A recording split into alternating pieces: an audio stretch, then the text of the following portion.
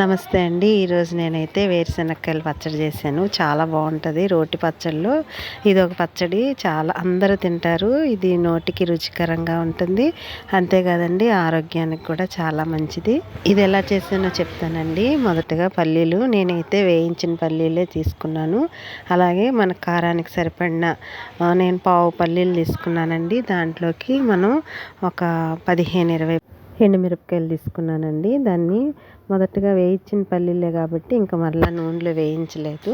కాబట్టి మనం ఎండుమిరపకాయలని నూనెలో వేయించుకొని పక్కన పెట్టుకోవాలి. మిక్సీ ఉంటే మిక్సీలో వేసుకోవచ్చండి. లేదంటే రోట్లోని ఎండుమిరపకాయలు వేరుశనక్కాయలు బాగా నలిగిన తర్వాత కొద్దిగా ఉప్పు కూడా వేసుకొని కొద్దిగా పొడి పొడిగా చేసుకోవాలి. అందులోకి పులుపుకి తగినంత చింతపండుని మొదటగా చిన్న గిన్నెలో కొద్దిగా నీళ్ళు వేసి నానబెట్టాలండి. ఆ చింతపండును కూడా వేసి మొత్తం రుబ్బుకోవాలి. మెత్తగా అయిన తర్వాత చిన్నుల్లిపాయలు, మనకి ఉల్లిపాయ ఇష్టమైతే ఉల్లిపాయ పెద్ద ముక్కలు కోసుకొని అక్కడక్కడ తగిలేటట్లు తీసేసుకోవాలండి. ఎక్కువ పేస్ట్ లాగా చేసుకోకూడదు. వేడి వేడి అన్నంలో వేసుకొని తినచ్చు. మరి అలాగే చపాతీల్లో కూడా చాలా బాగుంటుందండి. అంతేకాదు దోశల్లోకి కూడా మనం ఈ పల్లీ పచ్చడి వేసుకొని తింటే చాలా బాగుంటుంది. మీరు కూడా ఒకసారి ట్రై చేయండి.